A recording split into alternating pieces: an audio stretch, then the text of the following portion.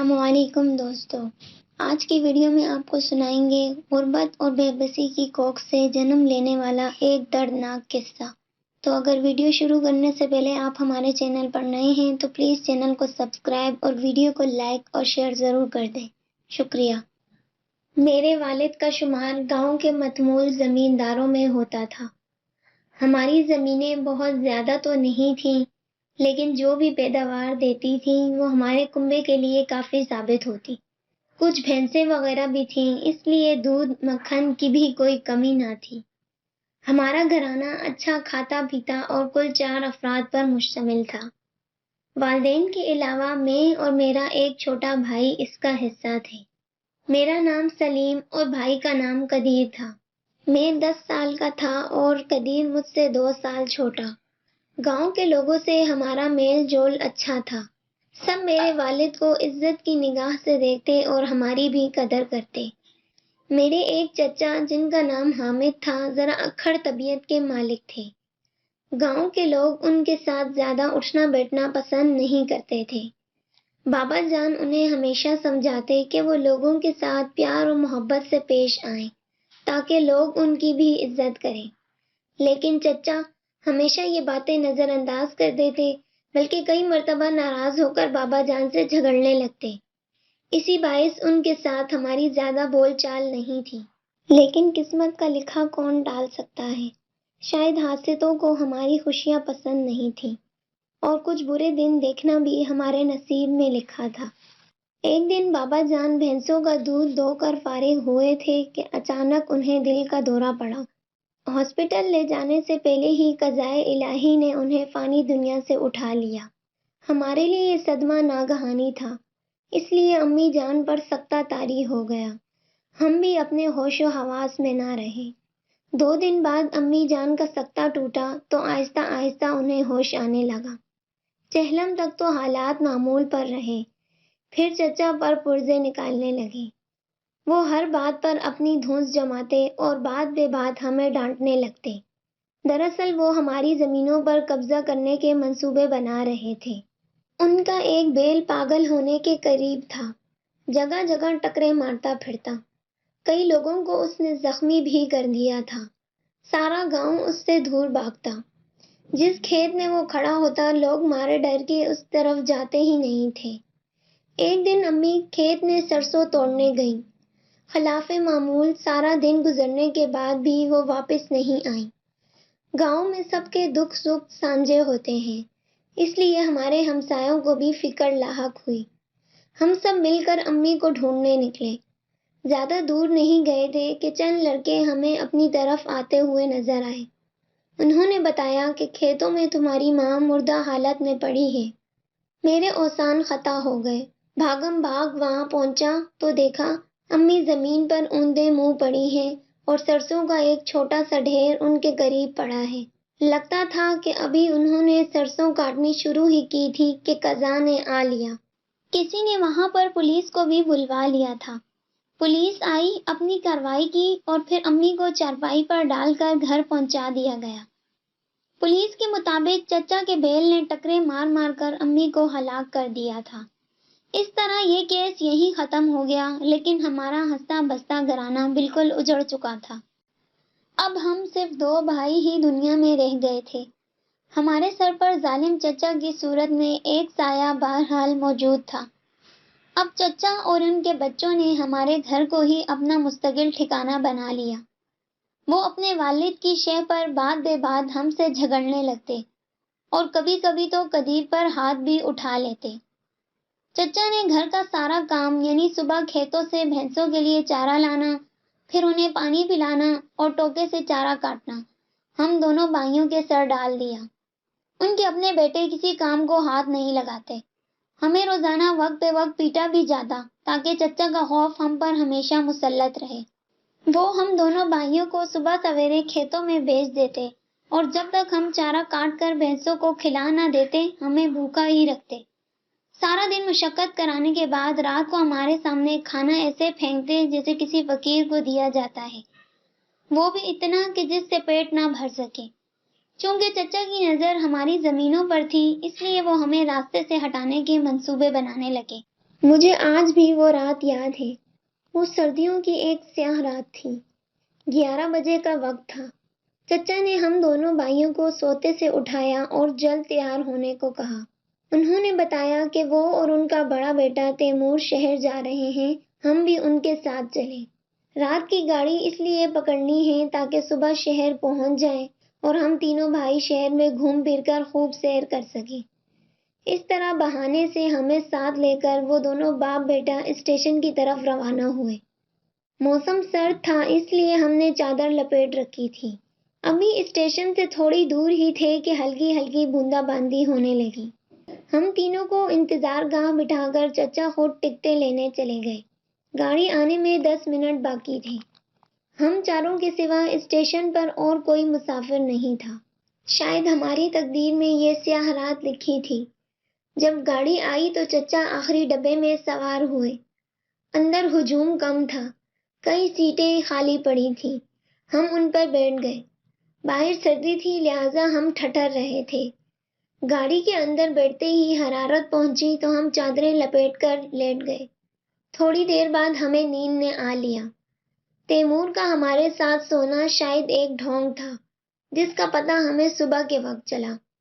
ہمیں سوتا دیکھ کر چچا اپنے بیٹے کے ساتھ راستے میں ہی کسی اسٹیشن پر اتر گئے تھے۔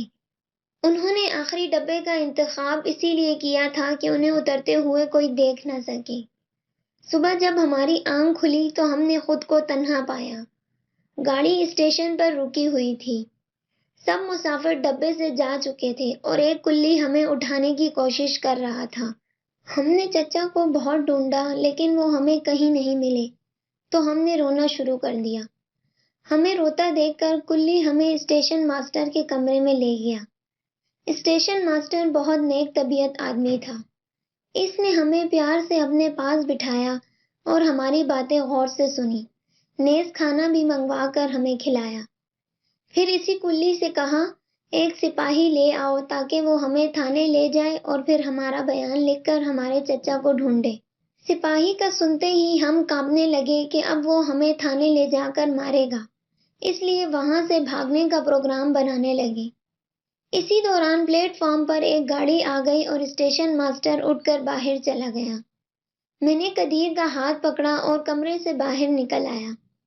ہم پھر مسافروں کی بھیڑ میں اسٹیشن سے باہر نکل آئے۔ دن کافی چڑھ چکا تھا۔ سڑک پر لوگوں کی آمد و رفت شروع ہو چکی تھی۔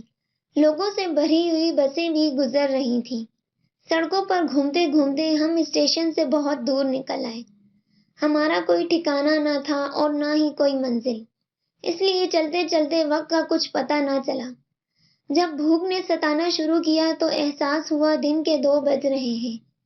قدیر نے کہا، بھائی جان مجھ سے اب نہیں چلا جاتا، مجھے بھوک لگ رہی ہے، اب ہم کھانا کہاں سے کھائیں گے؟ یہ سنتے ہی میری بھوک نے بھی زور مارا۔ 1-2 راہگیروں کو میں نے روٹی کھلانے کو کہا تو انہوں نے جھڑک دیا۔ اب ہمارے لیے چلنا مشکل ہو رہا تھا، پاؤں اٹھ ہی نہیں رہے تھے۔ جس کو بھی روٹی کھلانے کے لیے کہتے وہ یوں دھتکارتا جیسے اس شہر میں روٹی مانگنا بہت بڑا جرم ہو۔ مجبور اور بھوکا روٹی نہ مانگے تو کیا کرے؟ اجنبی جگہ مانگنے کے سوا ہم اور کر بھی کیا سکتے تھے؟ چلتے چلتے ہم ایک ایسے بازار میں پہنچے جہاں بہت سے ہوٹل تھے۔ سڑک پر جگہ جگہ میز کرسیاں رکھی ہوئی تھیں جن پر لوگ بیٹھے کھانا کھا رہے تھے۔ میں نے باری باری کئی لوگوں سے روٹی مانگی لیکن کسی نے ایک نوالا بھی نہ دیا۔ کھانے کی اشتہا انگیز خوشبو سے ہماری بھوک خوب چمک اٹھی تھی۔ ایک جگہ ایک صاحب اپنے بیٹے کو کھانا کھلا رہے تھے۔ قدیر نے ان سے روٹی مانگی تو انہوں نے بھی انکار کر دیا۔ انکار پر قدیر نے ان کے آگے پڑی روٹیوں میں سے ایک روٹی اٹھا لی۔ ان صاحب نے اٹھ کر قدیر کے منہ پر زوردار تھپڑ مارا، روٹی چھین کر پھر اپنے آگے رکھ لی اور گالیاں بکنے لگے۔ قدیر زور زور سے رونے لگا۔ آخر تھا تو وہ بچہ ہی، کہاں تک بھوک برداشت کرتا۔ میں اسے روتا بلکتا ساتھ لیے آگے چل پڑا۔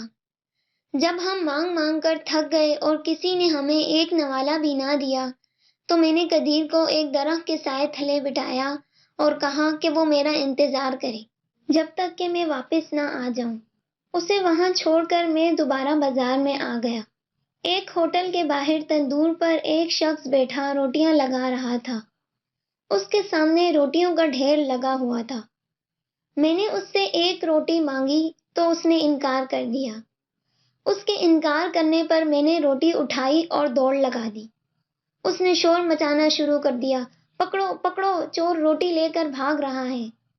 اس وقت وہی ایک روٹی ہم بھائیوں کے لیے جینے کا واحد سہارا تھی۔ ہوٹل کا ایک ملازم میرے پیچھے دوڑا۔ میں جلدی سے دوسری گلی میں گھوم کر وہاں کھڑی موٹر گاڑیوں کے پیچھے چھپ گیا۔ وہ کچھ دیر ادھر ادھر دیکھنے کے بعد واپس چلا گیا۔ میں نے سکھ کا سانس لیا اور قدیر کی طرف چل پڑا۔ وہ وہیں بیٹھا میرا انتظار کر رہا تھا۔ میں نے آدھی روٹی توڑ کر اسے دی، آدھی خود کھانے کے لیے رکھ لی۔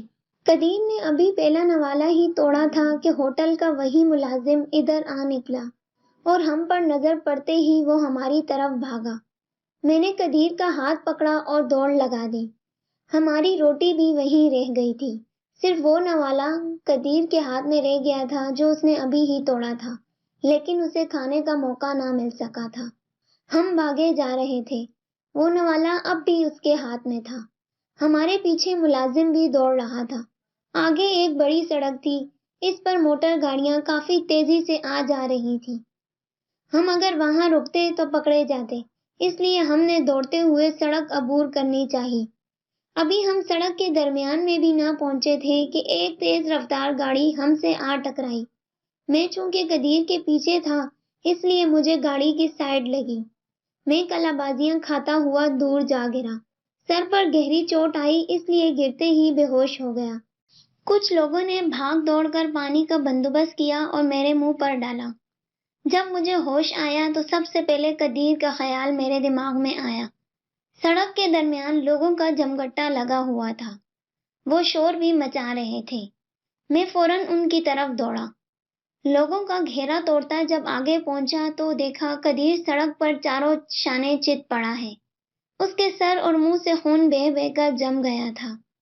میں روتا ہوا قدیر سے چمٹ گیا اور اس کا خون آلودہ چہرہ چومنے لگا۔ اس بھری دنیا میں میرا ایک ہی بھائی تھا، وہ بھی آج ہمیشہ ہمیشہ کے لیے مجھ سے جدا ہو گیا تھا۔ اس کا بازو اوپر آسمان کی طرف اٹھا ہوا تھا اور وہی نوالا اب بھی اس کی انگلیوں میں پھنسا ہوا تھا۔ اسے دیکھ کر میں غصے سے کانپنے لگا۔ میرا دل چاہا کہ نوالا اس کی انگلیوں سے نکال کر کہیں پھینک دوں، کیونکہ اسی نے میرے بھائی کی جان لی تھی۔ وہ پیٹ کی آگ بجھانے کے لیے ایک نوالے کی خاطر اپنی جان پر کھیل گیا، جو اسے کھانا بھی نصیب نہ ہوا۔ میں نے نوالا اس کی انگلیوں سے نکال کر قریب کھڑے لوگوں کی طرف پھینکا اور روتے ہوئے انہی کو بتایا کہ یہی وہ قاتل نوالا ہے جس نے میرے بھائی کی جان لے لی۔ ایک بزرگ صورت شریف النفس آدمی میری طرف بڑھے اور میرے کندھے پر ہاتھ رکھ کر کہنے لگے، بیٹا تم کون ہو اور اس نوالے کے قاتل ہونے کا کیا مطلب ہے؟ میں نے انہیں سارا ماجرا سنایا۔ یہ سن کر سب لوگوں کے چہروں پر غیظ و غضب کے آثار نمودار ہو گئے۔ ان بزرگ سمیت سارا مجمع میرے ساتھ اس ہوٹل کی طرف چل پڑا۔ تندور پر وہی شخص اب بھی روٹیاں لگا رہا تھا۔ سب نے اسے خوب برا بھلا کہا اور کچھ تو اسے مارنے بھی دوڑے، لیکن لوگوں نے بچ بچاؤ کروا دیا۔ ہوٹل کا مالک خود سارے واقعے سے ناواقف تھا۔ جب اسے اصل واقعے کا پتہ چلا تو اسے بھی بہت افسوس ہوا۔ اس نے پھر ملازم کو خوب ڈانٹا، اس پر وہ ہاتھ جوڑ جوڑ کر سب سے معافیا مانگنے لگا۔ میری کہانی سننے کے بعد وہ بزرگ مجھے گاڑی میں بٹھا کر اپنے گھر لے گئے۔ اپنی بیوی کو ماجرا سنانے کے بعد انہوں نے کہا، یہ آج سے تمہارا بیٹا ہے، اسے ممتا کی کمی محسوس نہ ہونے دینا۔ انہیں میری داستان سن کر بہت دکھ پہنچا تھا۔ ان کی بیگم نے مجھے پیار سے اپنے گود میں بٹھا لیا۔ بعد ازاں بزرگ نے مجھے اپنے بچوں کے ساتھ اسکول میں داخل کروا دیا۔ میں بھی روزانہ خوبصورت وردی پہنے ان کے ساتھ گاڑی میں بیٹھ کر اسکول جانے لگا۔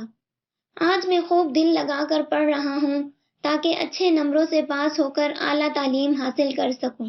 ابھی مجھے اپنے چچا اور ان کی اولاد سے اپنی زمینیں بھی واپس لینی ہیں۔ اس بھوک کا بدلہ بھی چکانا ہے جو چچا کے باعث اپنے گھر میں ہمیں ملی اور جس کی وجہ سے میرے پیارے بھائی نے بے رحم موت کے ہاتھوں اپنی جان گنوا دی۔ ان نیک سیرت بزرگ کا نام محمود ہے۔ اس دنیا میں میرے چچا جیسے ظالم سنگ دل لوگ رہتے ہیں تو محمود صاحب جیسے نیک اور پاک باز لوگوں سے بھی یہ دنیا بھری پڑی ہے۔